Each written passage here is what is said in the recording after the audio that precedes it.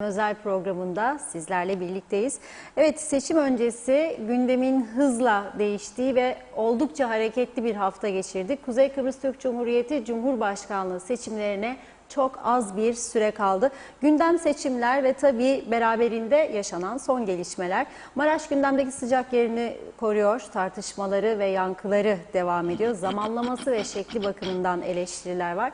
Maraş açılımı, seçimler, son yaşanan gelişmeler ve bunların seçime etkisini Cumhurbaşkanı ve bağımsız Cumhurbaşkanı adayı Sayın Mustafa Akıncı ile konuşacağız bugün programda.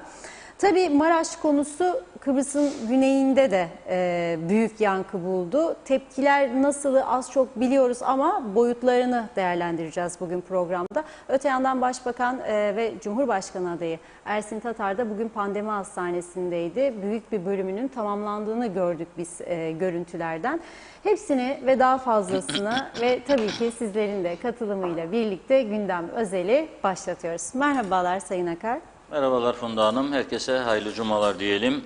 Şimdi tabii önemli bir gündeyiz. Bugün 9 Ekim 2020 ve Kuzey Kıbrıs'ın bugüne kadar yapılmış olan Cumhurbaşkanlığı seçimlerinden çok daha farklı bir seçimin arifesindeyiz. Bugün hafta içi yaptığımız programların son günü. Yarın zaten seçim yasakları var. Dolayısıyla yarın bu saatlerde programımız olsa bile konuşamayacağız seçimle ilgili konuları. O nedenle önce bir programın bir başında bir de sonunda uyarı yapmak istiyorum. Dediğim gibi bunca zaman geçirmiş olduğumuz seçimlerden çok daha farklı bir seçim süreci yaşıyoruz Kıbrıs'ta. Bu neden böyle kaynaklanıyor? Neden böyle oldu? Herkes bunu takdir eder ki şahsi düşüncelerimizi şu an itibariyle bu seçim arifesinde söylemek mümkün değildir. Ama bazı ipuçları, bazı düşüncelerimizi daha önceki programlarda aktarmıştık. Ve bundan sonraki süreçte nelerin yaşanacağı konusunda da tahminlerimizde bulunmuştuk. Nitekim az sonra Rum tarafındaki tepkileri aktarırken Rum lideri Anastasiadis'in bundan sonraki süreçle ilgili söylediklerini de aktarınca zaten nasıl bizim düşüncelerimizle uyuştuğunu herkes görecek. Ama çok detaya girmek bugün için mümkün değildir. Neden bu kadar çok gerilimli ve iddialara göre müdahaleci ve neden tam da bu seçim arifesinde 46 yılın sorunları bir anda gündeme geliyor, şu bu bir yığın konular vardır. Bunlar ileriki dönemlerde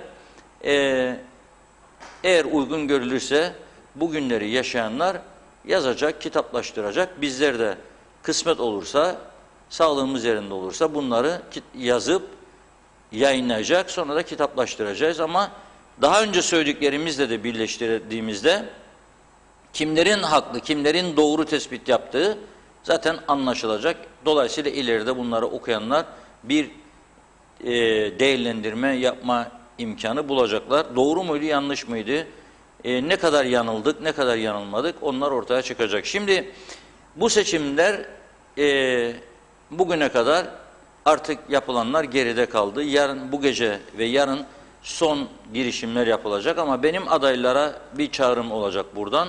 İnsanları daha fazla germeyelim. Daha fazla gerilimi teşvik edici konuşmalar yapmayalım. Herkes tabii ki kazanmak için bu yarışa giriyor. Ama şimdi mesela 10 tane anket, 20 tane anket yapılmış değişik şirketler tarafından. Ve bu anketlerde eğer senin oy oranın %3, %5 görülürse herhalde bunun %55'e çıkmasına kimse beklemesin. Yani o kadar da bu kamuoyu araştırmacıları yanılmaz. Dolayısıyla herkes de kendinin yaklaşık ne alacağını bilerek girmiştir bu seçime. 3 tane 4 tane aday var, onların beklentisi yüksektir, saygı duyarım. Ama onlar da taraftarlarıyla konuşsunlar. Özellikle Facebook kontrolünü ele alsınlar. Program öncesinde Cem Emre arkadaşımız da yazdı bana. O da diyor ki bir vatandaş olarak beklentim budur, rica ediyorum diyor. Taraftarlarına etki yapsınlar bu adaylar diyor. O taraftarlar birbirlerine karşılıklı Facebook'larda saldırmaktan vazgeçsinler, gerilmesinler toplumu bir olay yaşanmasın diye mesajlar vardır. Aynı görüşteyim. Toplumu daha fazla germeye gerek yoktur. Neticede bir kişi kazanacak, 11 adayın onu da kaybedecek. Bunu bilerek girdik bu yarışa. Dolayısıyla kazanmak kadar kaybetmek de vardır yarışın içerisinde. Saygı duyacağız. Ha son anda birilerini kışkırtarak, birilerini saldırtarak oy artacağını düşünen varsa tam tersi de olabilir, bunu söyleyeyim. Ben mesela bakarım, birilerine saldırıyorsa birisi, birilerine hakaret ediyorsa farklı görüştedir diye, aklımda da varsa silerim o adayı. Ya, kesinlikle gitmem arkasından. Çünkü doğru bir şey değildir. Bu bir demokratik yarıştır. Dıştan müdahaleler, evet dıştan müdahaleler oluyor. Eski seçimlerde de bahsettim. Bu kadar değilse bile ama oldu. Çok oldu. Mesela merhum İrsen Küçük Bey, daha önce de söyledim, eski başbakanımız iki kez özel uçağıyla alındı, Kıbrıs'tan gitti geldi diye, son gidip döndükten sonra Cumhurbaşkanı Erdoğan'la görüştü, bir özel uçakla götürüldü getirildi. Döndükten sonra o tanıdığımız İrsen Bey olmaktan çıkmış, herkese meydan okur duruma gelmişti. Allah rahmet eylesin, nur içinde yatsın, iyi bir insandı, iyi bir siyasetçiydi ama siyaset böyle bir şey işte. Bu siyasetin üstünlüğü noktasına gelince de bunlar olabiliyor. Ve o dönemde o bulunduğum medya kuruluşunda arkadaşlara şunu dedim. İrsen Bey'in işi çok zor dedim. Niçin? Her tarafa kılıç çekti. Başta Derviş Eroğlu. Partinin 21 yıllık genel başkanı, 18 yıllık başbakanı, ülkenin yani tarihinde görülmüş bir şey değil. Bir de Singapur'da oldu bu. Singapur'da da 40 yıl gitti başbakanlığı. Singapur'u Singapur yapan adamın liderim, halk bırakmadı ama onu. Derviş Bey 18 yıl başbakanlık yapmış. Neticede sevenleri çok. İnsanlara Derviş Bey gittiği zaman köylerde ismiyle hitap ediyor. En son 3 yıl önce gördüğü, 7 yıl önce gördüğü adama merhaba Mustafa diyor. Ben de diyorum herhalde birkaç daha tanık oldum. Bazen diyordum Derviş Bey acaba her gördüğüne Mustafa mı diyor derdim. Sonra bakarım yok, o birine de Ahmet der, o birine Veli der, o birine İsmet der. Dedim bir gün Derviş abi dedim, nasıl hatırlıyorsun ya bu kadar insanın ismini dedim. Dedi, o kadar da olsun dedi. 20 yıl dedi köylerde gidip geldik tabii ki hatırlayacağız dedi. Politikacının en büyük özelliği budur dedi. İyi dedim, o zaman biz hiç politikacı olamayız çünkü ben isimleri çok unuturum. Bazı arkadaşlarım der bana, hatırladın mı beni? Tabii derim. Peki adımı söyle der, orada kalırım. Ya hatırladım ama adını hatırlamadım. Neyse, İrsen Bey böyle olduydu. O yüzden herkes bilinçli hareket etsin, herkes vatandaşlara kucak atsın, farklı görüşte olanları da sevsin. O yanlarındaki menfaat güden ya makam ya para yolacak diye danışmayanlar var. Birinin onların azdırmalarına, azmettirmelerine aldanmasınlar. Mesela bir ufak yorum gazetede bir şey gördü mü? Gördü mü bugün ne yaptı? Diyalog der mesela birisi ötekine. Ne yaptı? Gördün, anlamaz mı adam? Bak o bir taraf der. Hadi o da gider diğerine söyler, hadi o da gider diğerine söyler. Müdahale bu ülkede her aşamada vardır. Bize de vardır. Oldu çok hayatımızda. Ben Kıbrıs Medya Kurumu'ndayken 10 gün beni hükümet baskısıyla görevimden uzaklaştırdılar. 10 gün gazeteye girdim 4. gün, 3. günü yemek yemeye öğleyin yönetim kurulu başkanıyla ve çalışanlar hemen 2-3 tanesi o beni 10 gün uzaklaştırarak seçim kazanacağını zannedenler ne yaptılar? Telefon açarlardı. Aha geldi gene, nasıl bu adam uzaklaştı falan filan diyorlardı. Tabii onlar da beni uzaklaştırdığını zannederlerdi. Gazeteyi her gün gene ben çıkarırdım. Bütün haberler bana gelirdi. Kendi şahsi özel ofisimde otururdum. Sayfanın şekline kadar çizerdim da fakslardım kendilerine. Benim çizdiğim sayfa, benim yazdığım haberler tümü girerdi gene gazeteye. Ama beni çalıştığım gazetenin, genel yayın yönetmeni olduğum gazetenin içine, ofisine girmemi engellediler. Demokrasidir bu işte, Kıbrıs'ın demokrasisi. Müdahale. Ben yaşadım bunları.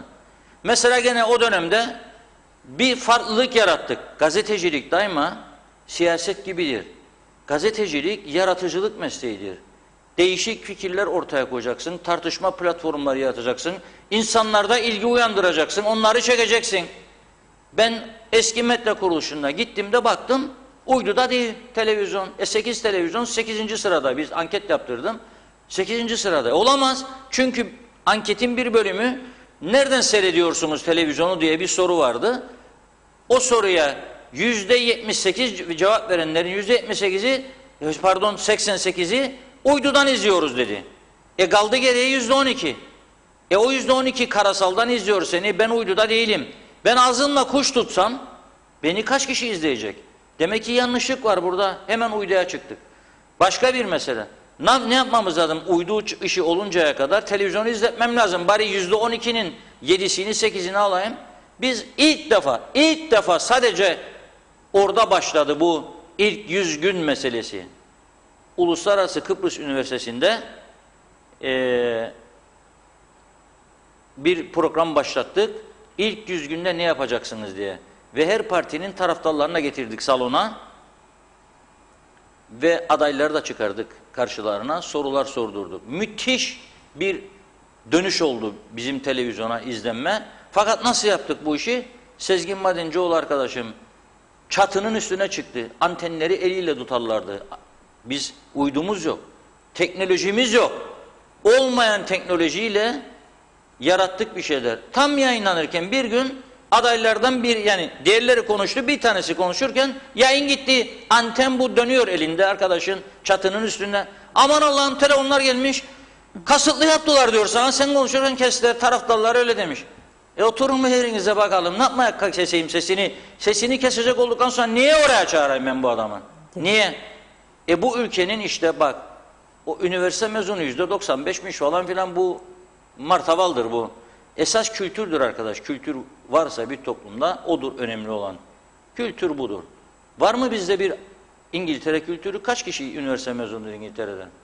İngiltere'de 2 dönem başbakanlık yapan John Major 15 yaşına kadar okula gitmiş. Ondan sonra bankacılık kursuna gitmiş. Bankacı olmuş ama çok iyi bir bankacı olmuş. Genel müdürlüğe kadar yükselmiş. 2 dönem İngiltere'yi idare etti. Kültür vardır. Adamlar gazete okur, kitap okur. Doğru dürüst haber kanallarını seyrederler. Bizim burada kitap yok, gazete yok. İstediği kanalı istediği saat seyreder.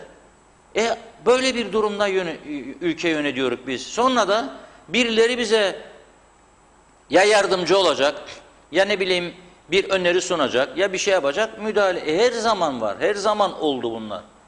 Yani bırak siyasete, biraz önce kendimden örnek verdim. Bize kadar, gazetecilere kadar oldu. İktidardadır, işine gelmiyor söylediklerin, seni susturmaya yöneliyor. Bunlar Kıbrıs Türk siyaset tarihinde, Kıbrıs Türk basın tarihinde görüldü. Ondan sonra da bakan bizi susturanların yayın organları etik gazetecilikten söylediler arkadaş. Yani ne yapan böyle? Ya bazen derim insan, çık gayanın üstünden atla aşağı, bırak bunları, git o bir dünya. Yahu adam, sen onun destekçisi, beni susturmaya çalışın da sonra bana etik gazetecilikten bahseden bu ülkede oldu bunlar. Şimdi bakarım bazı siyasiler rüşvetin, suistimalin daniskasının içine girmişler. Bakarım şimdi sütten çıkmış şey gibi. Aman Allah'ım, konuşmaları dinlerim. Ya derim, acaba o benim bildiğimle bu farklı adam mı derim? Farklı adam mı derim? Ey Allah'ım derim, bilmiyorum. Yani maske zorunluluğu var, gerçekten tam da denk geldi. Maskeyi takınca örtülüyor demek ki her şey. Eskiler örtülüyor. Yani o yüzden rica ediyorum, buradan halkı germeyelim. Herkes gitsin kendi özgür iradesini sandıkta kullansın. Kimi isterse. Hiç de korkmayalım. 3 kişiye, 5 kişiye, 10 kişiye dokunacaklar belki ama ondan sonra çok büyük pişmanlıklar da duyacaklar dokundukları için. Onun için korkuya da kapılmayalım. Korkunun ecele faydası yok. Benim bu noktada halktan istediğim, beklentim saygı duyulması. Çünkü bizi esas bundan sonraki süreçtir yoracak olan ve düşündürecek olan. Nedir bu süreç? Maraş'ı açtık değil mi? Bugün Güvenlik Konseyi'nin toplantısı olacak. Karar bekleniyor. Türkiye aleyhtarı bir karar bekliyorumlar. Türkiye'yi durdursun. Ama Türkiye'de zaten Maraş'ın tamamını açın. KKTC yönetimine. Ben askerimi çekiyorum oradan. Da siz de o evleri, otelleri dağıtın istediğiniz gibi demedi. Türkiye sadece sahil bölümünün açıldığını göstererek bizim seçimlerimizden önce, seçimden sonra oluşacak olan uluslararası toplantıda Kıbrıs Rumları bu defa çözüme teşvik etmek amacıyla bu adımları atmıştır. Bunu eğer biraz doğru dürüst tahlil yaparsak anlamakta zorlanmayız.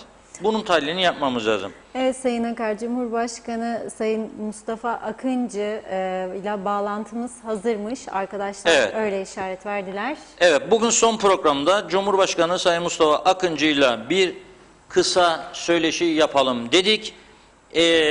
Gerçi birçok programa çıktı Sayın Akıncı ama akıllarda kalan bazı sorular varsa bizim de düşüncelerimizi aktararak karşılıklı konuşalım ve halkımız da aydınlansın dedik. Sırayla gittik. Önceki gün Sayın Kudret Özersay'ı bağlamıştık.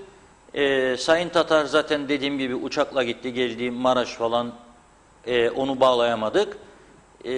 Başka programlarımızda çıktı, sorun değil. Tufan Erhürman Bey de dün bir toplantıda olduğu için kapalıydı odası. O da daha önce çıktı burada. Güzel gençlerle sorular cevaplar oldu. Sayın Akıncı da gençlerle çıkmıştı. Bugün de son kendisiyle seçim öncesinde konuşacağız. Sayın Cumhurbaşkanı merhaba. Merhaba, nasılsınız? İyi Sayın Başkan. Hoş geldiniz programımıza. Hoş bulduk, iyi yayınlar diliyorum. Sağ olun. Şimdi çok konuştunuz siz de. Bugün de baktım programa girmezden önce TAK Ajansı'nda özel bir röportajınız var. Size sordukları sorular var. Burada ilginç mesajlar veriyorsunuz. Diyorsunuz ki Kıbrıs Türk toplumu nasıl bir geleceğe ilerleyeceğini oylayacak diyorsunuz.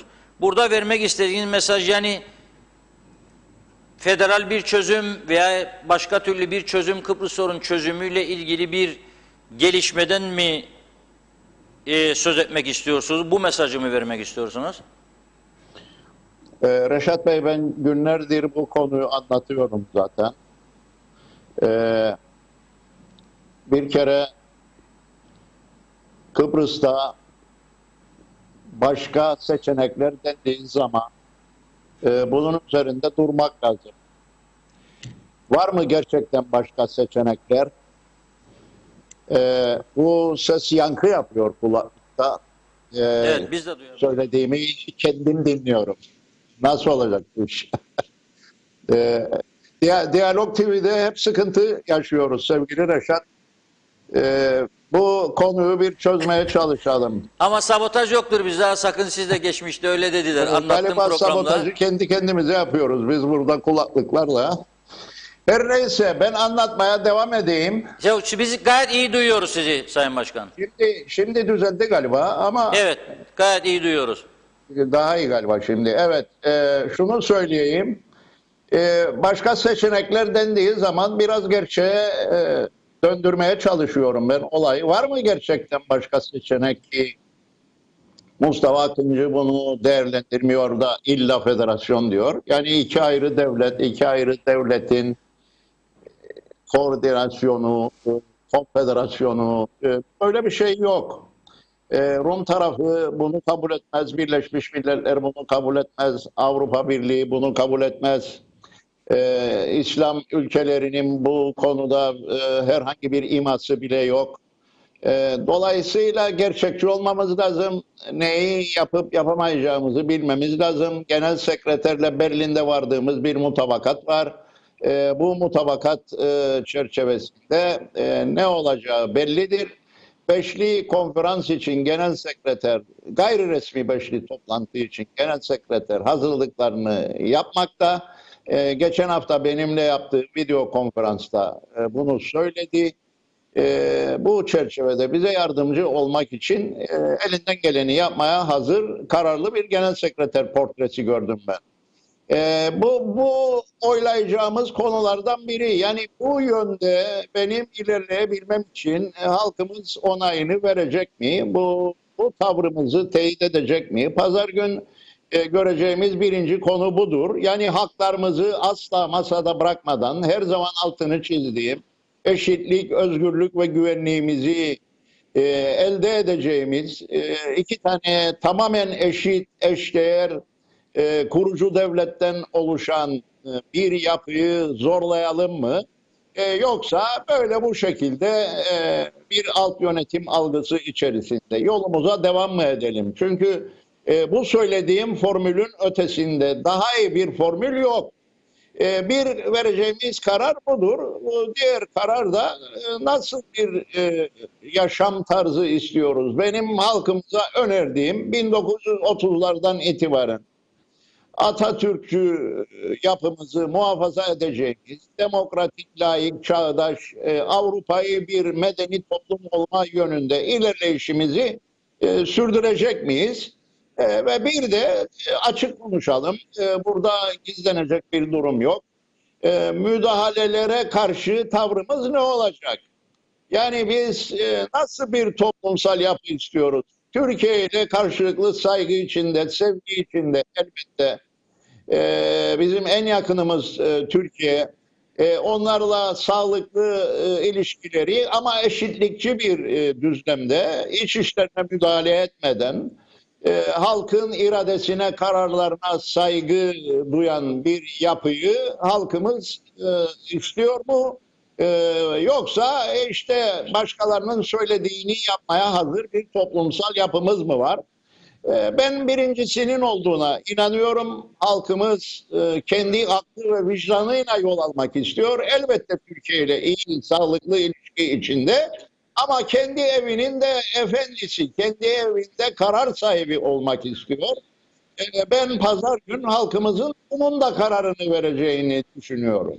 Şunu sormak istiyorum. Bunu çok konuştuğumuz, siz de çok vurguladınız da size Türkiye'den veya Türkiye'nin herhangi bir temsilcisinden aday olmamanız yönünde herhangi bir telkin geldi mi bugüne kadar? Vallahi evet, yani bu soru pek sorulmadı ama bu bile yapıldı. Bu bile yapıldı. Derin ilişkiler içerisinde olan ve Türkiye'yi yönetene bağlı makamlar var, biliyorsunuz. Madem ki sordunuz, ben parmağımın arkasına saklanmayacağım ve açık ve net olarak söyleyeceğim. Evet, aday olma. Senin için, ailen için, yakınların için iyi olur şeklinde özel kalem müdürüm aracılığıyla bu mesaj bile iletilme cüreti gösterildi maalesef. E, Siz tabii büyük bir cesaretle aday oldunuz yeniden. Peki bundan Yani sonra... aday olmak cesaret işi olmamalı bu memlekette. Evet. Bu herkesin bir demokratik hakkıdır. Ben tabii şunu da söylemek durumundayım. Bu memlekette yapılanları gördüğüm zaman ve özellikle Sayın Büyükelçinin Ulusal Birlik Partili milletvekilleriyle toplandığını ve o toplantıda kendiyle beraber başkalarının da olduğunu öğrendiğim zaman kendisini davet ettim, geldi ve uyarılarımı yaptım. Bunun çok yanlış olduğunu söyledim. Yapmayın dedim. Bu toplum vicdanında büyük yaralar açılacak dedim. Doğru değil dedim. Ama yollarına maalesef devam ettiler. Daha sonra bu bahsettiğin telkin meselesi gündeme geldiği zaman yeniden davet ettim. Bu konuda Türkiye Cumhuriyeti'nin tavrının ne olduğunu, bana iletilenlerin ne ölçüde bütün devlet mekanizmasını kapsadığını sormak için davet ettim. Maalesef davetime icabet etmedi. Bunu da söyleyeyim. Davetinize katılmadı yani Sayın Büyükelçi. Bu daha önce Ankara'ya görüştünüz. danışayım, ona göre dedi. Ankara'ya danışmış ve gelmemesi söylenmiş. O da Cumhurbaşkanı'nın davetine gelmedi. Maalesef bunları büyük bir üzüntü içinde ifade etmekteyim. Ancak sorduğunuz soruya eğer doğru cevap vermezsem tarih karşısında sorumlu olurum. Toplumuma doğruları söylememiş olurum. Ben bugüne kadar vicdanıyla hareket etmiş olan bir insanım. Halkım için varım. Her türlü tehdidi, her türlü baskıyı halkım adına göğüsledim bugüne kadar. Ve pazar günü halkım da sandığa giderken kendi vicdanıyla hareket etsin isterim. O nedenle sorunuza doğru yanıt vermek durumundayım. Peki benim için de sürpriz oldu bu verdiğiniz cevap. Çünkü bugüne kadar gerçekleştirilen basın toplantılarında, basınla sohbetlerinizde böyle bir soru görmedim. Sizin de böyle Vallahi bir Reşat açıklama Bey, yaptığınızı duymadım. sormasanız bunu bu açıklıkta belki gene söylemeyecektim. Ancak kendimde bunu söylememe hakkını görmedim sorduğunuz için. Çünkü ben ilişkilerin geri dönülmez noktaya getirilmesini isteyen bir insan değilim. Ben hep yaptığım uyarılarda hatalardan dönülmesi için gereken marjları bırakmaya gayret ettim. Ve bu size söylediğimi de açıklamak niyetinde değildim. Ama siz bu soruyu sorduğunuzda ya gerçeği anlatmak durumundaydım ya da yapılmış olan bir tehdidi söylemekten çekinen bir cumhurbaşkanı konumuna girecektim. Bunu yapamam. Halkıma karşı bunu yapamam. Bu benim vicdan borcumdur. Ve böylesi bir durum karşısında gerçeği halkımla paylaşmak durumundayım. Siz yeniden Cumhurbaşkanı seçilmeniz durumunda Ankara ile ilişkileri, yani bu mesajdan sonra kısa sürede düzeltebileceğiniz, daha iyi bir noktaya getirebileceğinizi düşünüyor musunuz? Ya birinci pazar ya ikinci pazar gecesinden sonra eğer sonuçta halkımız kendi özgür iradesiyle ben şimdiki Cumhurbaşkanı'ndan memnunum, onunla birlikte yoluma devam edeceğim derse bu devleti tanıdığını söyleyen yegane ülke en büyük saygıyı gösterecektir halkın kararına. Birleşmiş Milletler Genel Sekreteri, Avrupa Birliği Başkanı'ndan tutun da dünyanın değişik yerlerine kadar Kuzey Kıbrıs Türk Cumhuriyeti'ni tanımasalar bile bu seçimin demokratik çerçevede yapılacak olan bu seçimin meşruiyetini bütün dünya tanıyacaktır. Kıbrıs Türk halkının seçilmiş liderine gereken saygıyı göstereceklerdir. Ve onu muhatap olarak alacaklardır. Başka hiç kimseyi değil. O nedenle burayı tanıyan tek ülke Türkiye Cumhuriyeti de nasıl ki biz Türk insanının seçtiği, Türk halkının seçtiği insanlara saygıda kusur etmiyoruz ve onları Türkiye'nin yetkilileri, temsilcileri olarak tanıyoruz.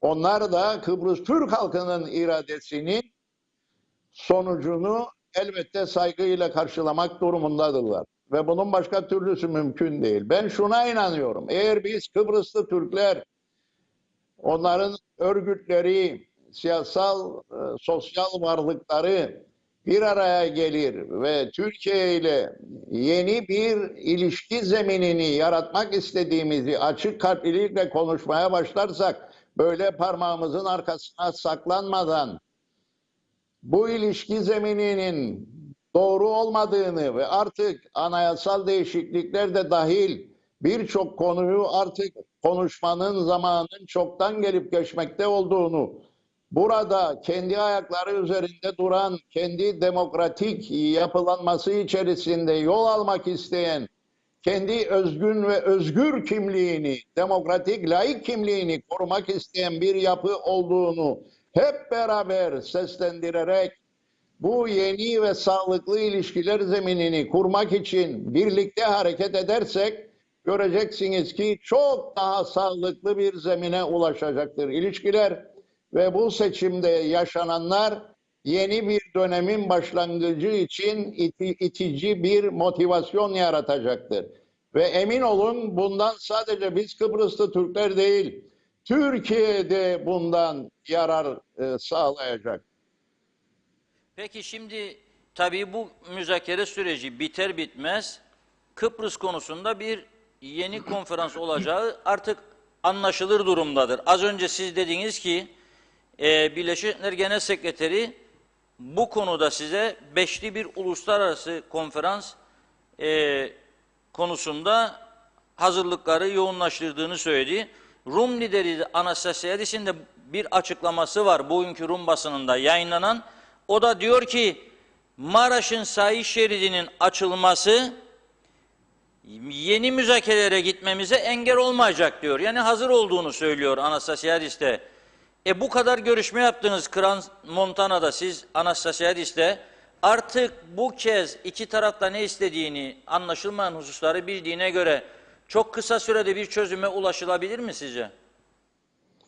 Vallahi bütün mesele irade meselesi, kararlılık meselesi ve samimiyet meselesi, iyi niyet meselesi.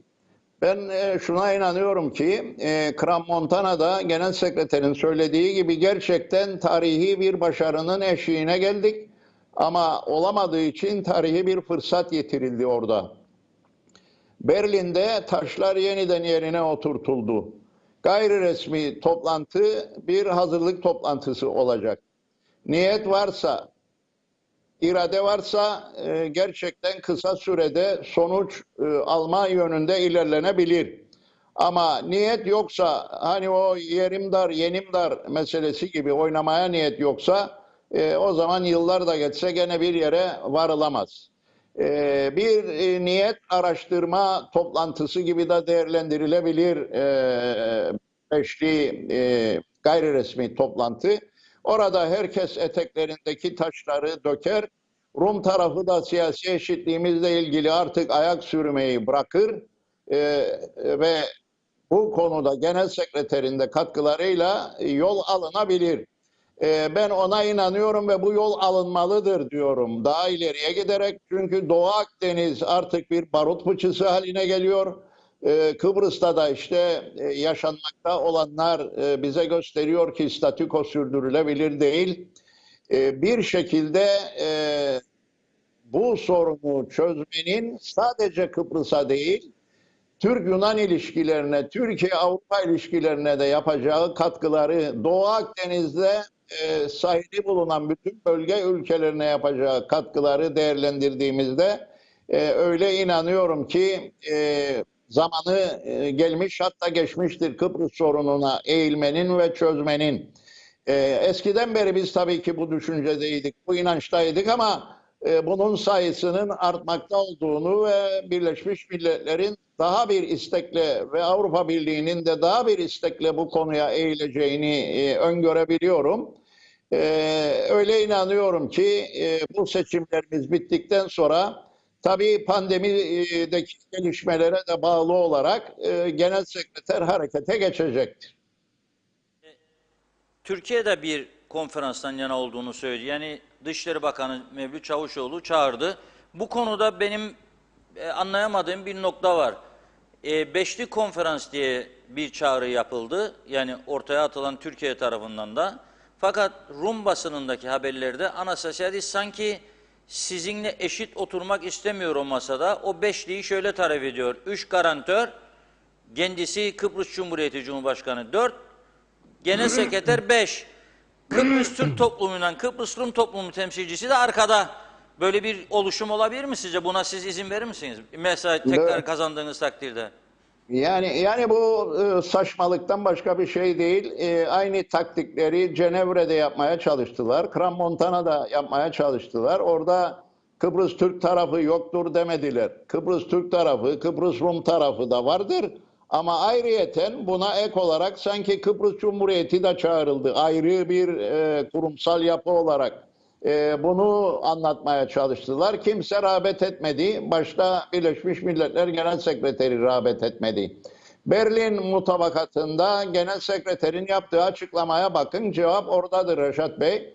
Berlin mutabakatının açıklamasında 5+BM diyor.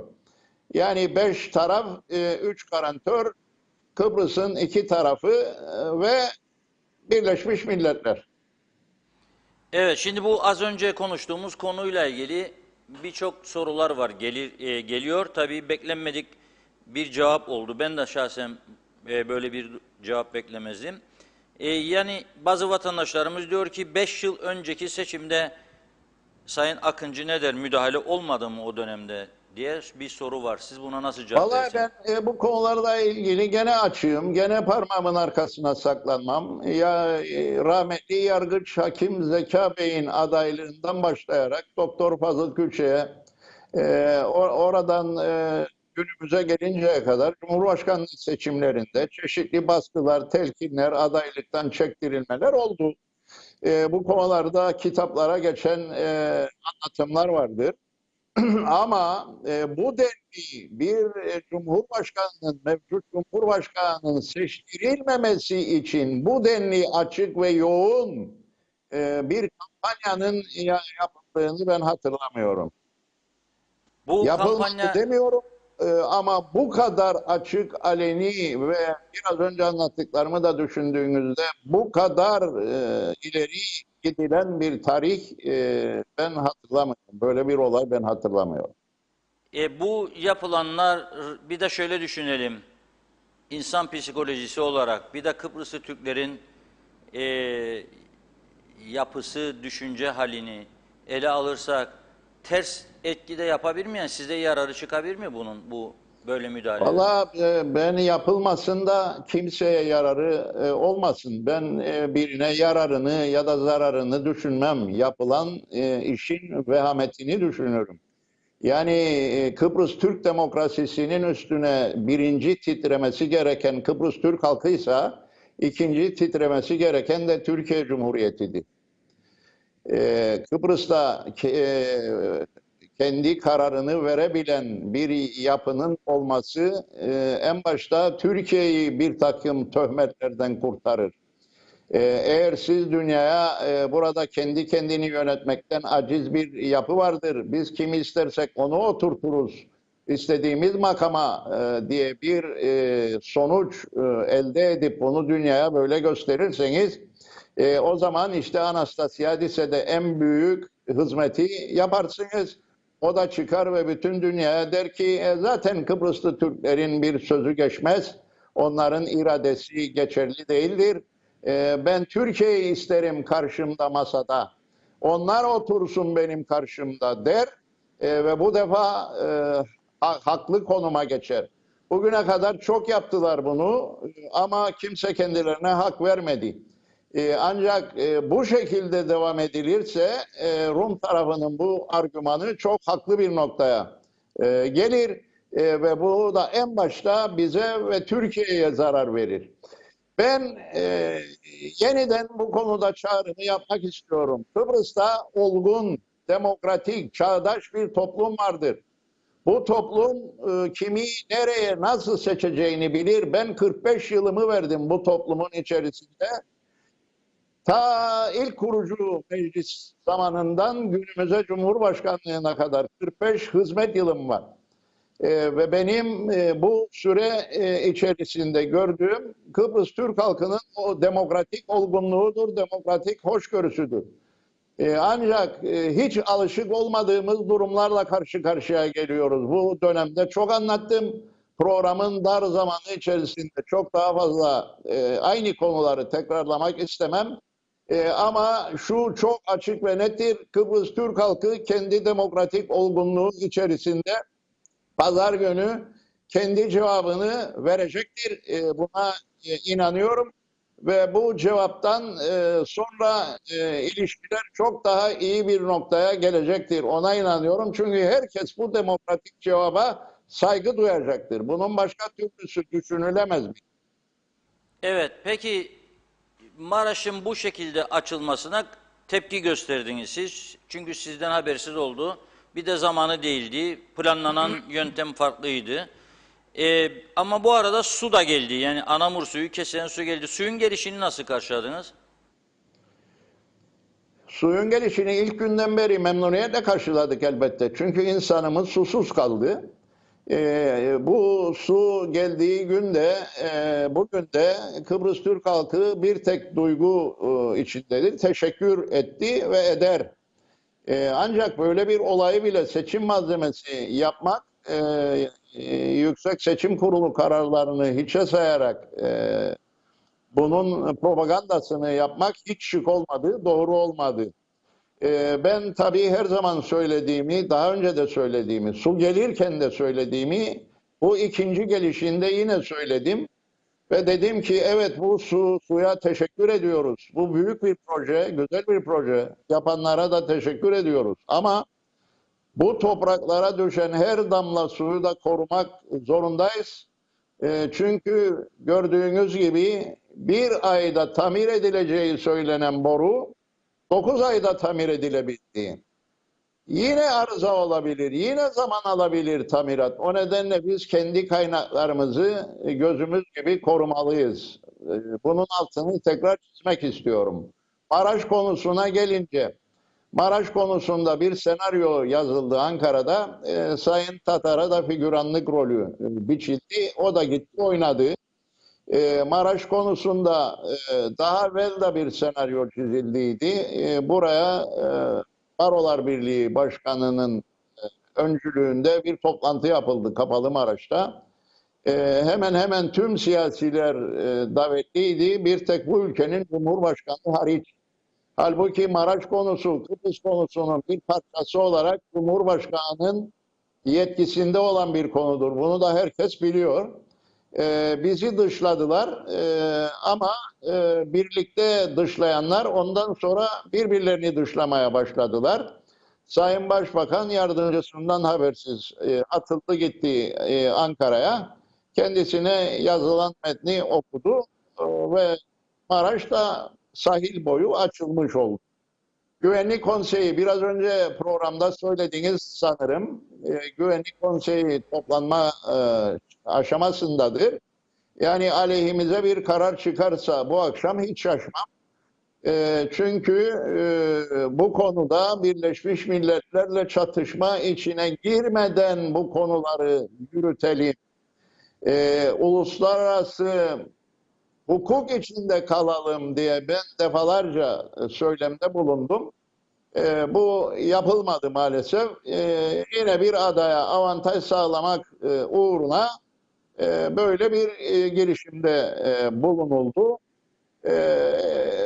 Ve işte Sayın Tatar da topladığı etrafına birçok insan söz verdik, yaptık gibi bugün reklamlarını yapıyor bu işin. Maraş konusu maalesef seçime malzeme yapıldı. Ve burada ne yazık ki Türkiye yöneticileri de başrolü oynadılar. Sayın Tatar da figüranlık yaptı. Ve bu yanlış işlendi. Bugüne kadar yapılmakta olan müdahalelerin yeni bir boyutunu oluşturdu bu konu. Yanlış yapıldı, vahim bir hata yapıldı ve bunun zararını da maalesef göreceğiz. Bu Sayın Kudret Özersay'ın buna tepki olarak hükümetten çekildiğini duyduğunuz anda tepkiniz ne oldu sizin? İçten veya danışmanlarınızla konuştuğunuzda nasıl yorumladınız bunu?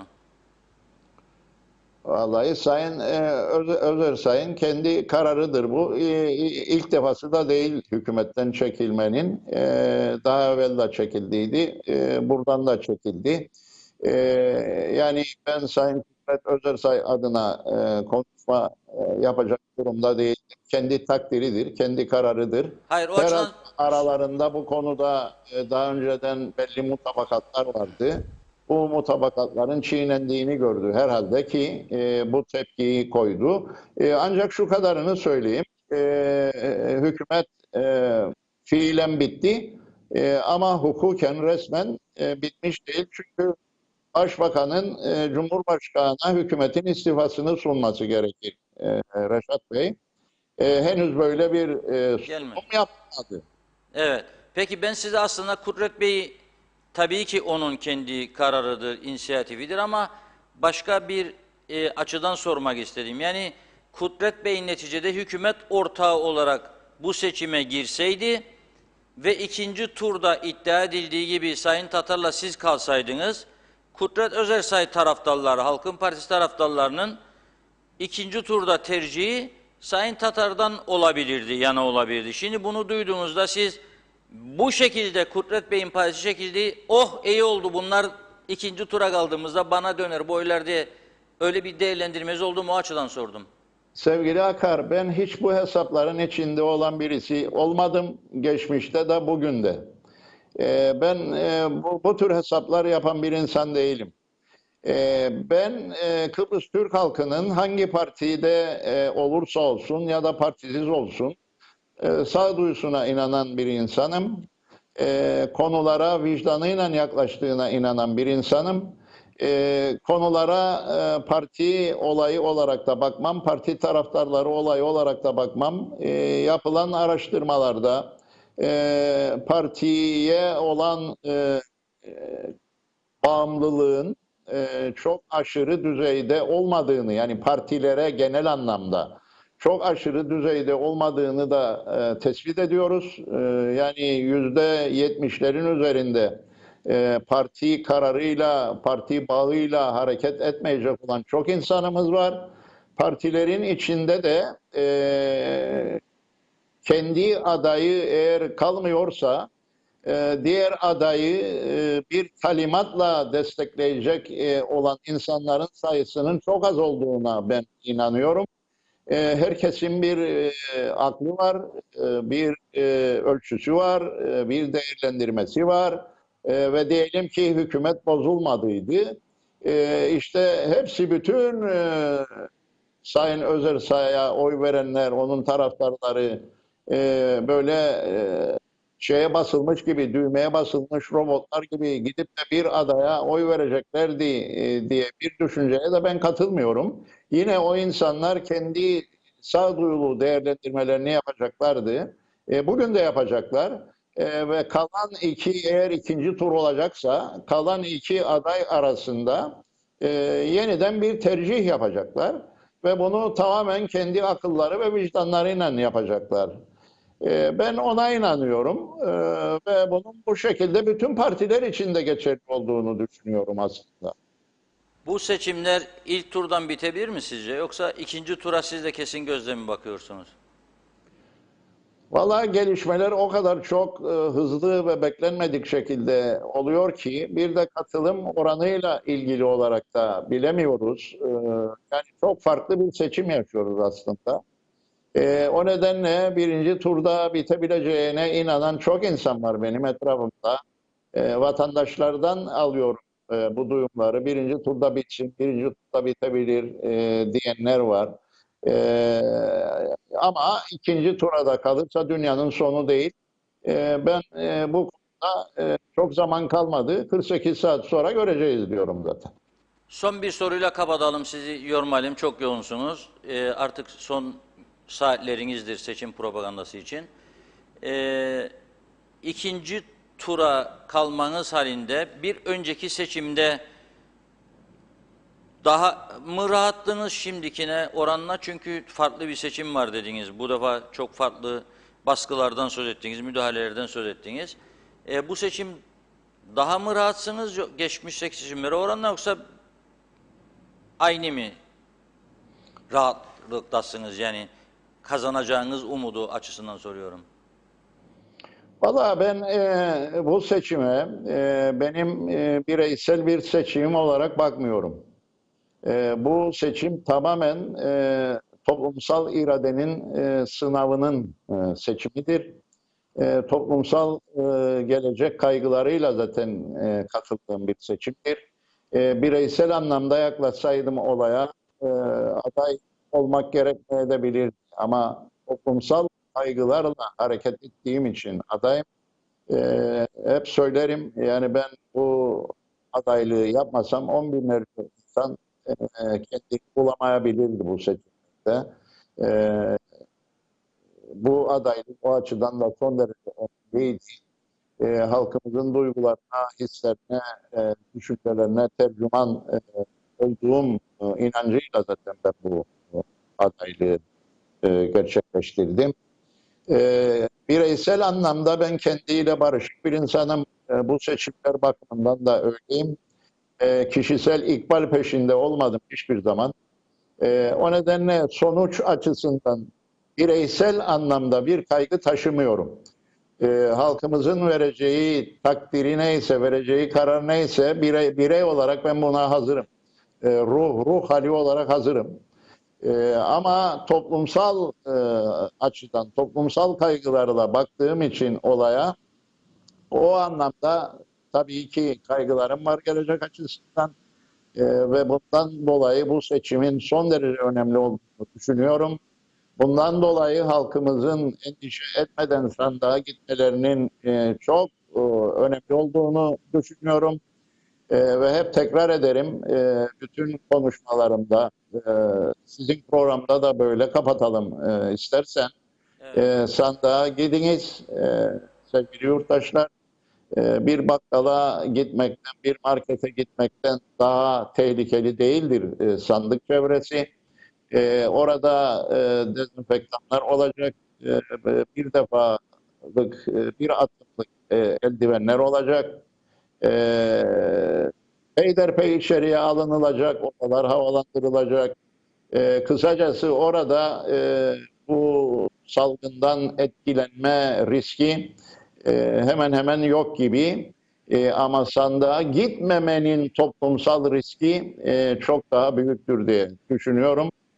Şimdiden halkımızın vereceği kararın hayırlı olmasını temenni ediyorum. Sizlere de bana bu fırsatı verdiğiniz için teşekkür ediyorum Reşat. Sağ olun Sayın Cumhurbaşkanı. Ben şöyle kapatalım diyorum. Bir çağrıda acaba seçmenlere sağduyu açısından yapabilir misiniz? Gerilimden uzak kalmaları açısından. Mutlaka, mutlaka. Gerilim hiç kimseye fayda sağlamayacak. Bir de söz almak istiyoruz. Pazar akşamı sonuçların açıklanmasından sonra böyle şimdi olduğu gibi bir 10 dakika bir bağlantı sizinle kuralım. Mutlaka sonuç ne olursa olsun sizlerle bağlanırız. Hiç sorun yok. Diğer konuyla ilgili olarak en ufak bir tereddüt içine düşmeden bütün yurttaşlara, kökeni ne olursa olsun, hangi siyasal partiye eğilimli olursa olsun ya da partisiz olsun, biz pazartesi sabah yine birbirimizin yüzünü göreceğiz. Eğer seçim 18'ine kalacaksa 19'unun sabahı da yine birbirimizin yüzünü göreceğiz. Bizler demokratik hoşgörü içinde yetişmiş insanlarız. Bizler birbirimizi biliyoruz, tanıyoruz. Bize gerilim yakışmaz. Bize kaba söz yakışmaz. Bize birbirimize kem söz yakışmaz. Biz yine birbirimizi kucaklayacağız. Gerçi bugünlerde fiziken bunu yapamıyoruz ama manevi olarak ben tüm yurttaşlarımızı kucaklıyorum. Hepsine sevgilerimi, saygılarımı sunuyorum. Geriye 2 günümüz kaldı. Bu 2 günü gerilimsiz bitirelim. Evet, bazı yerlerde bazı pankartlara müdahaleler oldu. Şu ya da bu şekilde, bunlar ufak konular. Geçti gitti. Ciddi olaylar yaşamadık çok şükür şu ana kadar. Bu müdahalelerin dışında. Ama kendi içimizde bu birliğimizi, bütünlüğümüzü korumaya devam edelim. Çünkü biz birbirimize lazımız. Bu böyle bilinmeli ve bunlar benim samimi düşüncelerimdir. Sırf bir seçim amacıyla söylediğim sözler değildir. Hepimiz bu toprakların insanlarıyız ve bu topraklarda hep beraber kök salıp geleceğe yürüyeceğiz. Hep birlikte geleceğimizi, aydınlık günlerimizi birlikte kucaklayacağız. O nedenle ben sakin, sağduyulu, birbirine hoşgörülü davranılacak bir seçim olsun diyorum. Teşekkür ediyoruz Sayın Akıncı. Sizlere de başarılar diliyoruz. Sağ olun. Teşekkürler, iyi yayınlar. Sağ olun. Teşekkür ediyoruz. Hepimiz için hayırlısı olsun inşallah şimdiden seçimler. Evet. Diyor ki ilk daha böyle bir soruyla karşılaştım diyor. İşte bizim yaptığımız daha önce ilk 100 gün genel seçimler öncesindeki programların amacı da buydu. Çünkü artık medyada da farklılıklara gerek olduğunu her zaman söylüyorum. Yani saate bakacağım, 30 saniyen kaldı, 20 saniyen kaldı, son söz böyle, ben böyle bir program yapmam şahsen. Yani doğru da görmem. İzleyicinin ve vatandaşın merak ettiği konuları tabii tümünde sormak mümkün değil. Şimdi bakıyorum, bir yığın sorular görüyorum. İşte kimisi anayasa nedir, kimisi işte şudur, kimisi Akıncı'ya muhalif olduğu için kendine göre soru, kimisi yanında olduğu için kendine göre soru. Yani bu şekilde bir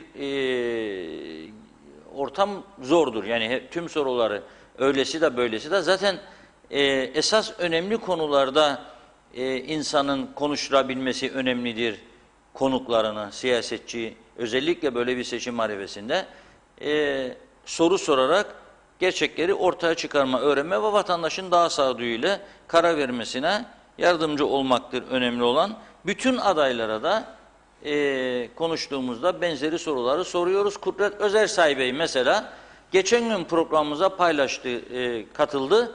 O programdaki konuşulanları kendisi video yapıp paylaşıyor. Yani etkilendiğini ve programın düzeyini gösterme açısından önemlidir. Herkesin merak edilen sorulara verdiği cevaplar önemlidir. Halkın da gerçekleri öğrenmesi son derece önemlidir. Yani gözü kapalı gidip oy kullanmak yerine herkesi tanıyarak ve bilinmeyenleri de öğrenerek gitmesi son derece önemlidir. Tabii Kıbrıs konusunda başarı olacak olmayacak çok sıkıştırmadım Sayın Akıncı. Çünkü bu Rum tarafının tutumuna bağlıdır. O da öyle söylüyor. Yani karşı tarafta Maraş'ın tamamının açılabileceği mesajını sana Ankara veriyorsa sen o zaman gene gelmezsen benimle masaya, o zaman da benim yapacaklarıma herhalde Güvenlik Konseyi veyahut da Avrupa Birliği fazla müdahale edemeyecek. Yani benim bugün ilk defa zaman zaman insan uzun yazı yazmak zorunda kalır. Normalde benim görüşüm 300-350 kelimeyi geçmemesi lazım. Bir makale okunabilmesi için. Kısa ve öz mesajı vermek lazım. Ama böyle tarihi dönemlerde mecburen biraz daha açarak konulara gitmekte fayda vardır. Onun için benim bugün Diyalog Gazetesi'nde ki köşemde Maraş açılımı ve gerçekler başlıklı bir yazım vardır. Birçok insandan bu sabahtan itibaren, uyandığım andan itibaren telefonlar aldım, mesajlar aldım okuyanlardan. Burada bir analizini yapıyoruz. Nereden nereye geldik ve Rumlara da burada açık bir mesaj verildiğini de vurguluyoruz. Bu Maraş, dikkat edin, yani açılacak eğer bir çözüme gidilmezse. Ama gönül ne arzu eder? Kapsamlı, kalıcı bir çözüm olsun. Türkiye üzerindeki baskılar da artık son bulsun. Çünkü Türkiye her uluslararası toplantıda karşısında bir Kıbrıs engeli buluyor. Karşısına çıkıyorlar. Rumlar bir takım iddialar toplantıda Türkiye aleyhinde yaptırım tasarıları, önerileri çıkıyor ve Türkiye-AB ilişkileri de ilerleyemiyor. Kıbrıs sorunu çözüldüğünde Türkiye-AB ilişkileri ilerleyecek ve Türkiye üye mi yapılacak?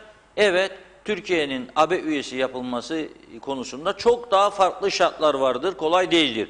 Ama Türkiye'de Kıbrıs sorununun çözümü için 2003 yılından beri Sayın Erdoğan'ın siyaseti Kıbrıs'ta bir adım önde siyasetidir. Bir adım önde de gitmiştir her toplantıda. İlk defa Crans-Montana'da tarihinde Kıbrıs Türk tarafı Türkiye Dışişleri Bakanı'nın da olduğu bir ortamda harita sundu Rumlara. Fakat gene ufacık tefecik birkaç mesele yüzünden yani Kıbrıslı Türklere hak vermeme için toplantıyı bozdular. Dün Dışişleri Bakanı Sayın Çavuşoğlu'nun açıklamaları vardı. Sadece TV 2020'de bunlar hem Türkçe tercümesi hem İngilizce olarak yaptığı konuşma Kıbrıslı Rum gazeteciye verdiği cevapları yayınladık. Orada yüzüne Rum gazetecinin bütün tarihi gerçekleri vurarak bir açıklama yaptı.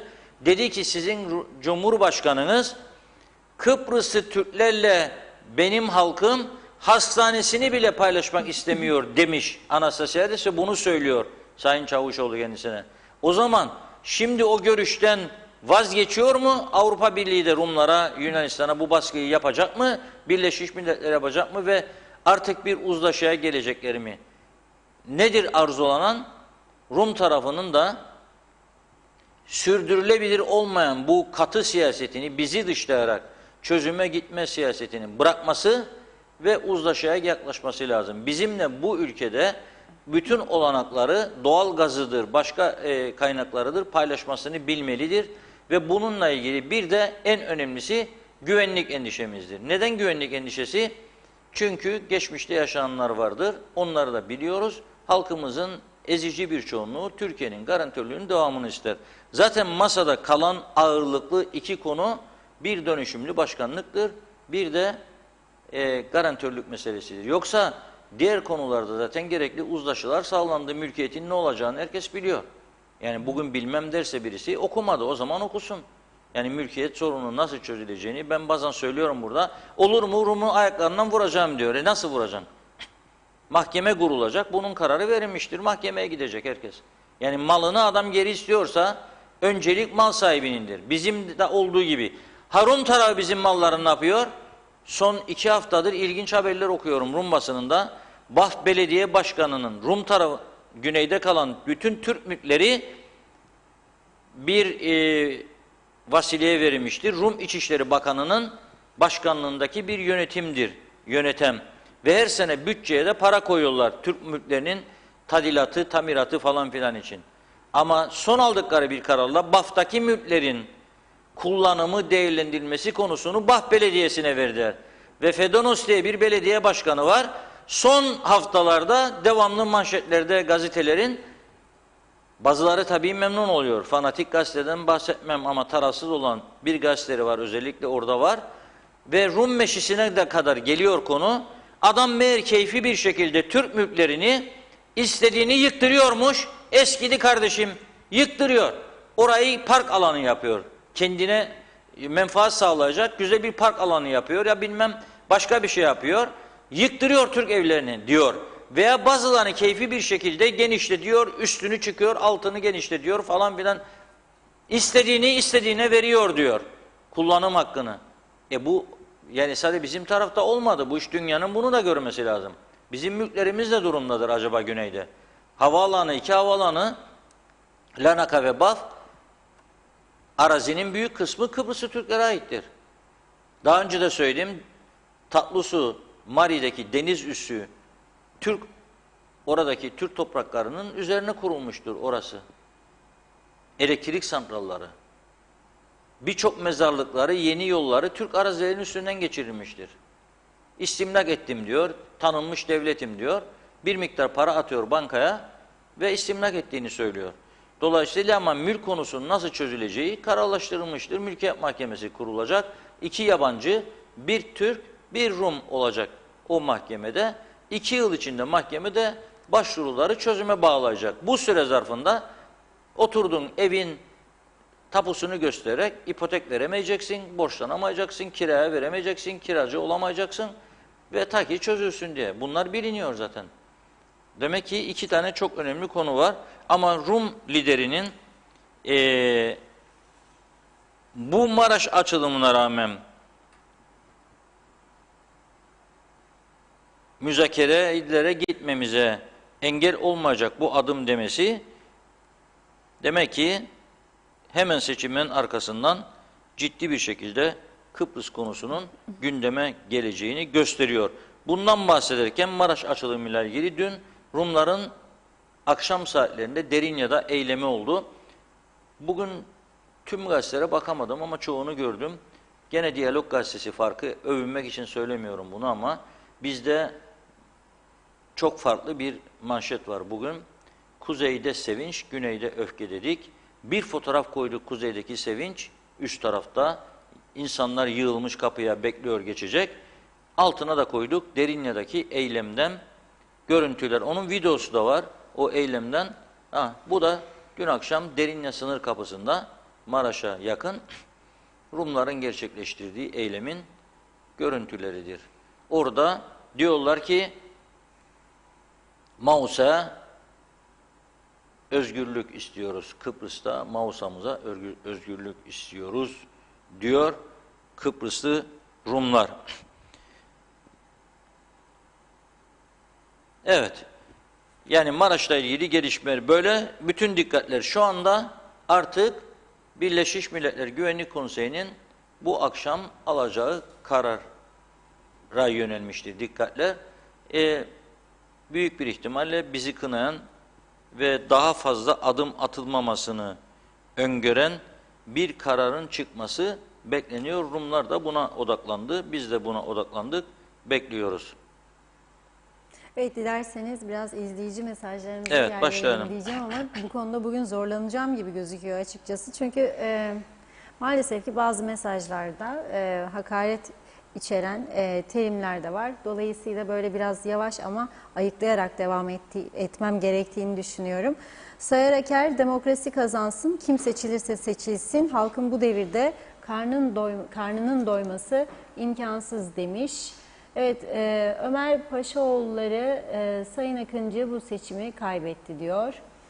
Emine Özatilla, Reşat Bey, Funda Hanım iyi yayınlar.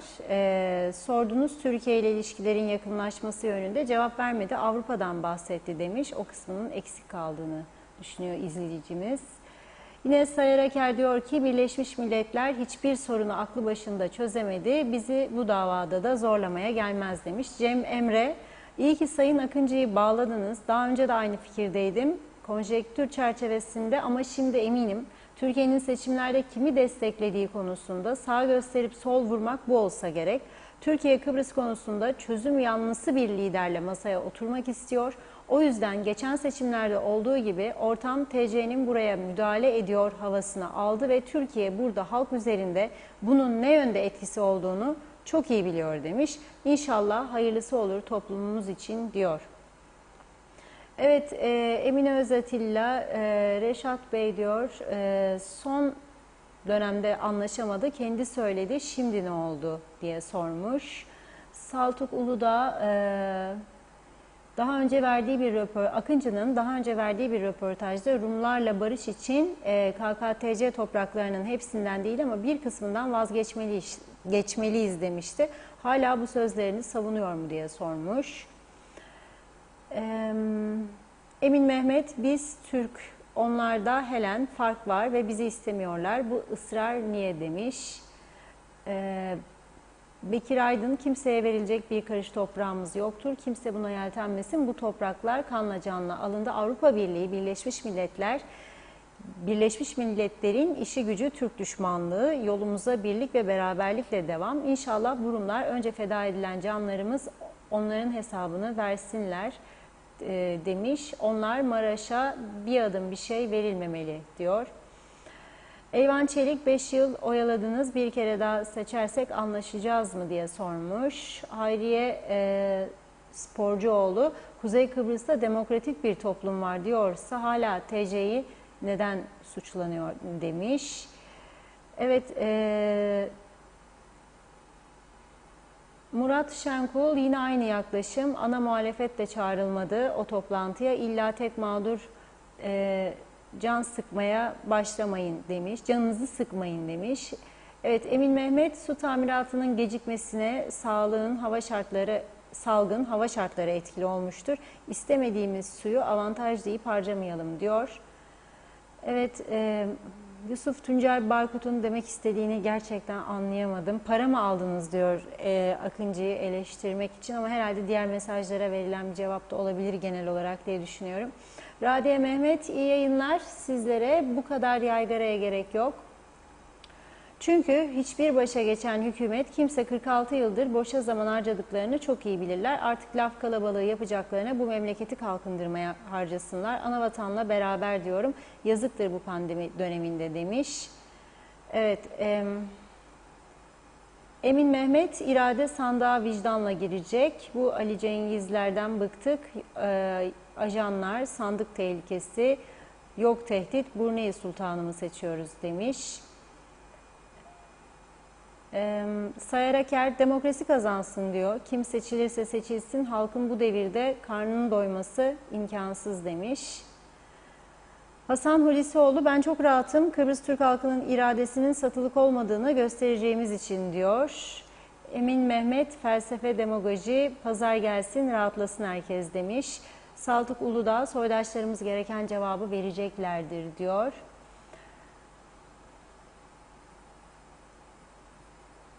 Abdullah Abdülaziz, %57 kesin alır demiş Akıncı için seçimleri. Emin Mehmet, anayasa değişikliği için de çağrı yapsın demiş Sayın Akıncı. O geçti artık, yapamadı. Evet. Kubilay Mert Tuna, evet diyor, Akıncı alır bu seçimi. Tuncay Argan, Akıncı demiş. Nazmi Turgut, Hasan Hulusioğlu, Abdullah Abdülaziz, hepsi de Akıncı diyorlar. Vedat Allah Kerim, Ne sende hayır var ne ötekilerde. Senin yüzünden bu halk dünyanın hakaretini duydu. Öteki tam teslim. Bu toplum ne İsa'ya ne Musa'ya yaranamadı demiş. Mehmet İnancı kolay gelsin değerli dostlarım diyor. Kubilay Mert Tuna Akıncı diyor Türkiye'ye karşı ne dedi ki bazıları bu kadar öfkeleniyor diye sormuş. Evet, Emin Mehmet işte Sayın Çavuşoğlu'nun gazetecinin yüzüne söylediklerini söyleyemeyen, söyleyemeyecek olan seçilmesin kim olursa olsun demiş.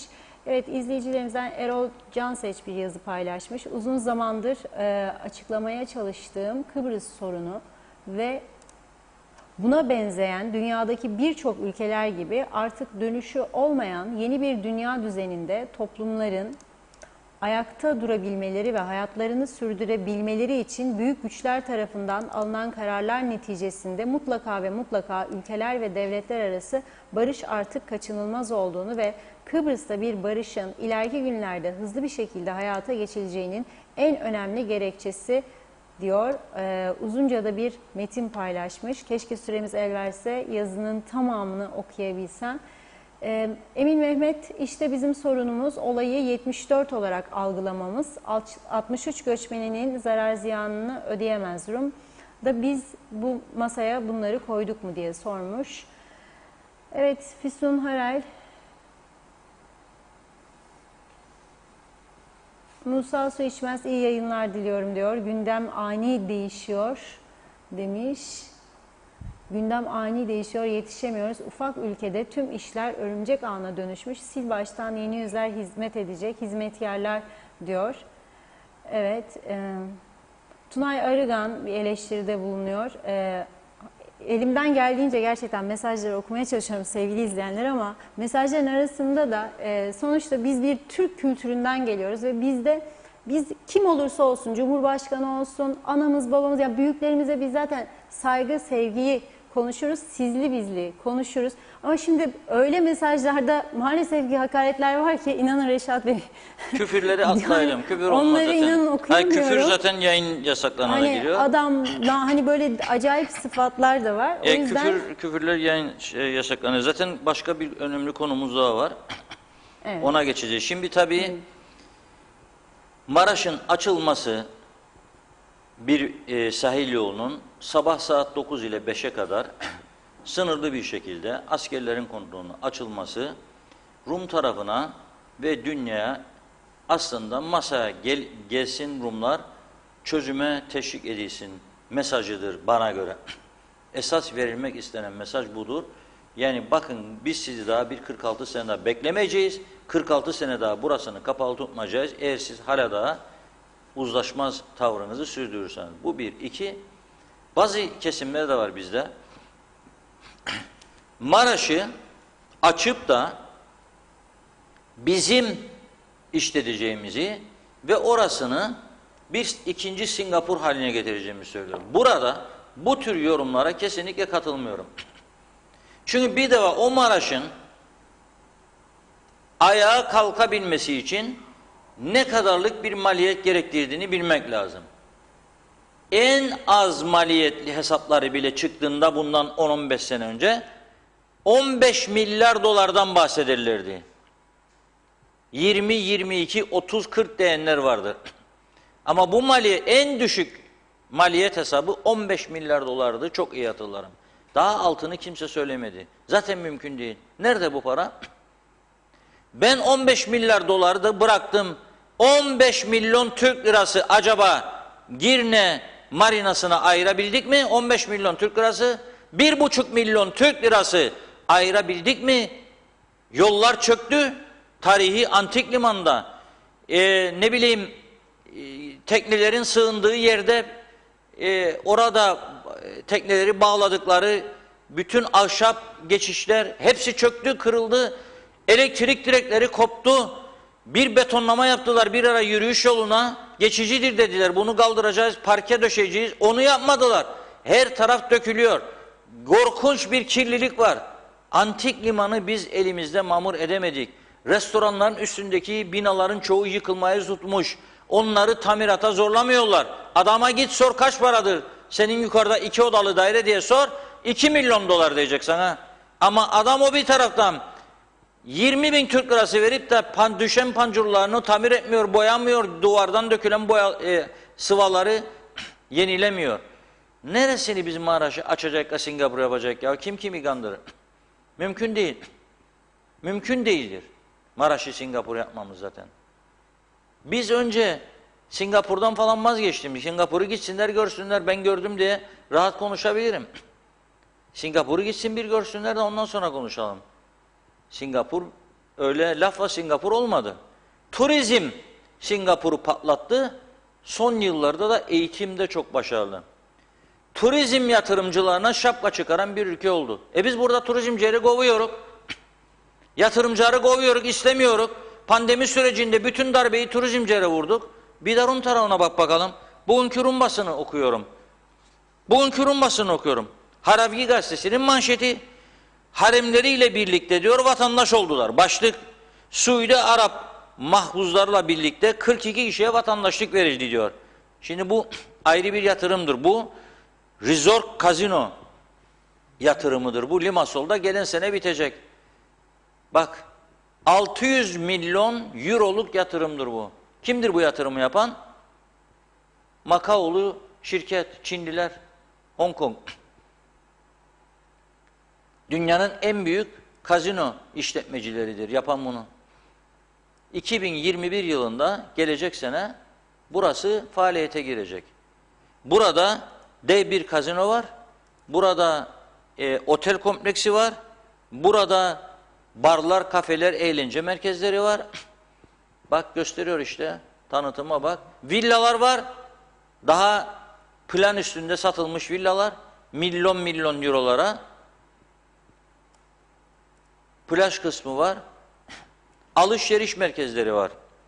Ve diyor ki Haravgi gazetesi dün Rum Bakanlar Kurulu'nun toplantısı varmış. Bu toplantıda Rum Bakanlar Kurulu Suudi Arabistan'da hani Anastasiadis'e diyor Şeyhsellere gitmek için özel jetini verdiydi diyor. Suudi Arap Abdurrahman Mahfuz yatırım karşılığında diyor annesine, babasına, eşlerine, eşlerinin de anne babalarına ve çocuklarına olmak üzere 42 kişiye bedava vatandaşlık verdi diyor. Yatırım karşılığında Anastasiadis'e de özel jetini vermiş. Bize de özel jetiyle geldiği 1,5 milyar dolarlık tanınmamış KKTC'ye her gün sövme duyma bağısına geldi. Dünyanın 3. büyük turizm yatırımcısı Annex Turizm'in sahibi. Bizde de özel jetiyle geldi diye kovdular, Facebook'ta kovdular. Hükümetler de titredi, meclis karıştı. Çok kültürlü milletvekillerimiz korkunç tartışmalar yaptı. Adamların tuvalete girişlerinin videosunu istediler. Neyse, gene bu dünkü Rum Bakanlar Kurulu'nda bir daha getirelim o resort yapılan kazino yatırımını. Görsün insanlarımız, arkadaşlarımız. Şöyle diyor Haravgi gazetesi. Son 2 yılda diyor 1597 kişiye diyor vatandaşlık verildi. Fakat diyor dünkü Bakanlar Kurulu'nda bu kazino resort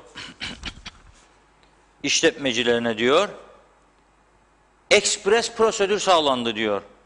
18 kişiye kumarhanenin diyor işletmecisi şirketle bağlantılı 18 kişiye normal prosedürler uygulanmadan ekspres vatandaşlık verildi diyor. Adam 600 milyon euroluk yatırım yaptı. Dolayısıyla kendisine, şirketin yöneticilerine ve onların verdiği listede yer alan 18 kişiye vatandaşlık verdiler. Ne yapacak bu Hong Konglu şirket?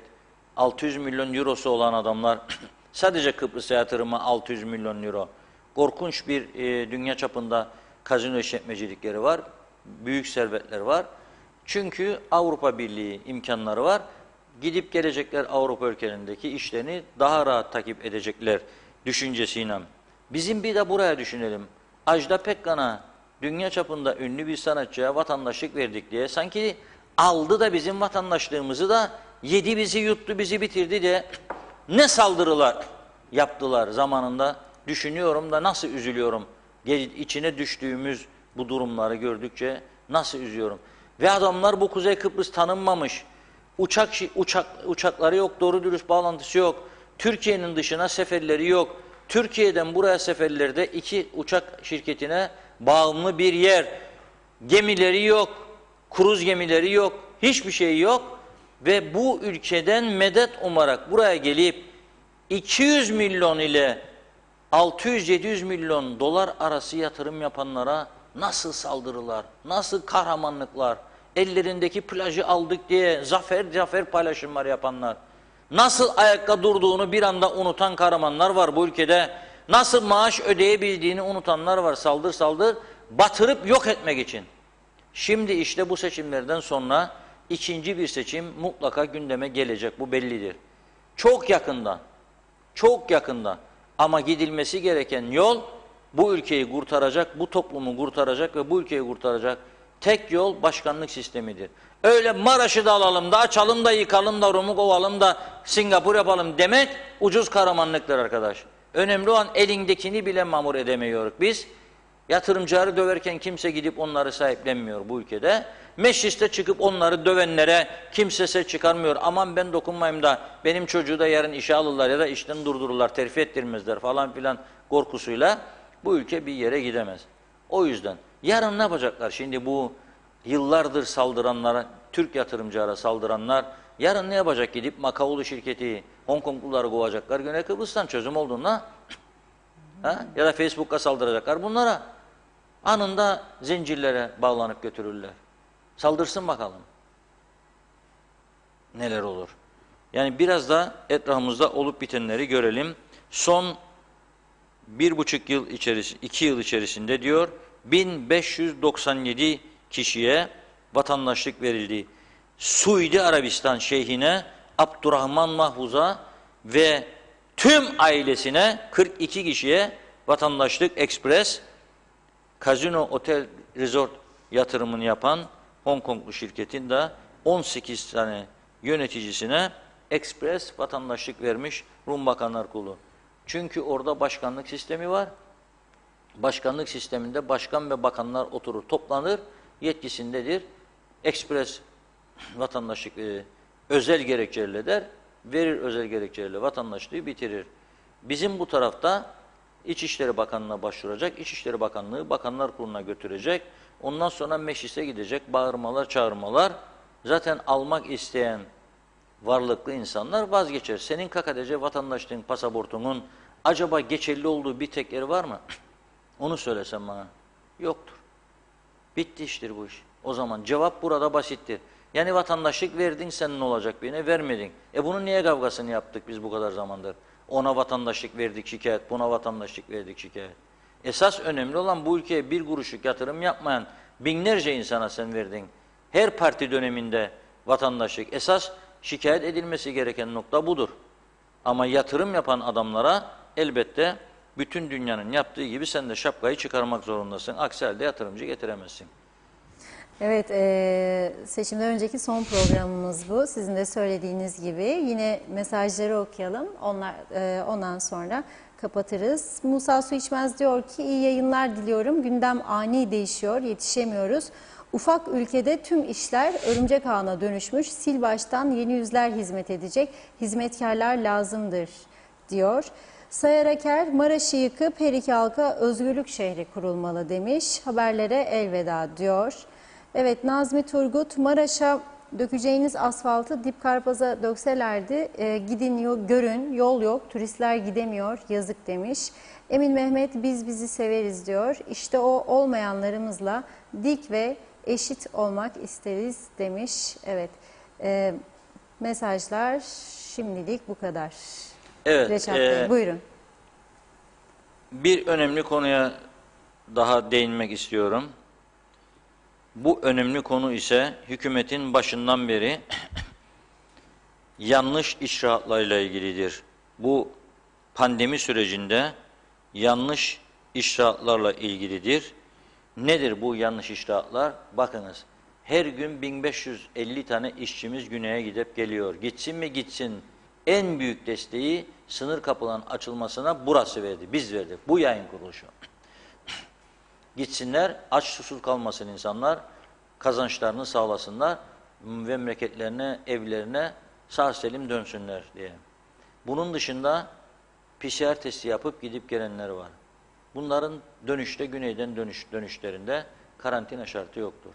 Benim vatandaşımdır, hoş geldi, sefa geldi elbette. Kendini koruyacak gittiğinde oraya. Nasıl ki ben Lefkoşa'dan Girne'ye gittim veya Mausa'ya, kendimi korumak zorundayım. Maskemi takarım ve Mausa'dan Lefkoşa'ya geri döndüğümde yolda önümü kesip de PCR yapmazlar bana. Lefkoşa'nın Türk kesiminden Rum kesimine de giderse, da geldi adam geri, ona da tabii PCR testi yapmayacağım. Benim vatandaşım gitti Türkiye'ye tedavi oldu. Ameliyat oldu, gelecek. Sen ona diyorsun ki gelmezden önce bu kadar saat önce orada bir PCR yaptı. Geldi Ercan'da ikinci PCR yaptı. Ne bırakman evine gitsin? Niye hala daha 7 gün karantina? Niye hala daha eziyorsun bu insanları? Niye hala daha bu kadar para veriyorsun sen devletin kesesinden? Olmayan paraları dağıtıyorsun. Ve evet çok sayıda vatandaşımız yazıyor. Gittin Maraş'a diyor asfalt döktün gösteri yaptın. Benim köyüm diyor çukurlardan geçilmez Karpaz'a turist gidemiyor diyor. Hadi gelin gidin bakalım diyor. Turizm bölgesi isterik Karpaz'ı yapalım. Nereye gidecek diyor yollar çukur. Lefkoşa'nın iç sokaklarını gez bakalım. Girne'yi gez bakalım. Nerede sağlam yol kaldı? Her taraf çökmüş vaziyette. Ve sen buralara para ayıramıyorsun ama 30 milyon 40 milyon ayda hala da karantina otellerine para aktarıyorsun. Ben buradan şüpheleniyorum. Bunun hiç pandemiyle ilgisi yok.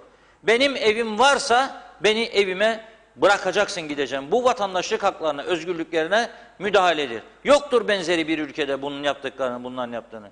Ve İngiltere'de sen benim annesi ölüm yatağında, babası ölüm yatağında insanlar gelemiyor. Buraya gitsin, görsün anasını, babasını. Çünkü sen sağlıklı gelecek adama diyorsun ki ben seni götüreceğim bir hafta istediğim yurdun içine kapayacağım, kilitleyeceğim bir hafta kalacaksın. Kim yapar ya bunu? 2 PCR'a rağmen. Yani bu tutarsızlığı derhal kaldırması lazım hükümetin. Bu düşmüş hükümetin son görevi bunu yapmaktır. Ve bunu yapmadıkları sürece hanelerine hiç de iyi notlar yazılmadığını da bilsinler. Çok uyardım buradan. Onlara falan dediler bazıları. Göreceğik dediler. Ben de göreceğik diyorum. Yani insanların geleceğiyle oynamak çok yanlış bir şey ya. Çok üzücü bir durum. Yani bunu da kendilerine hatırlatırım. Hiç olmazsa birinci tur bittikten sonra bu seçim yasaklarına girmez. Üst kurulu çağırsın, Sağlık Bakanı otursun konuşsunlar.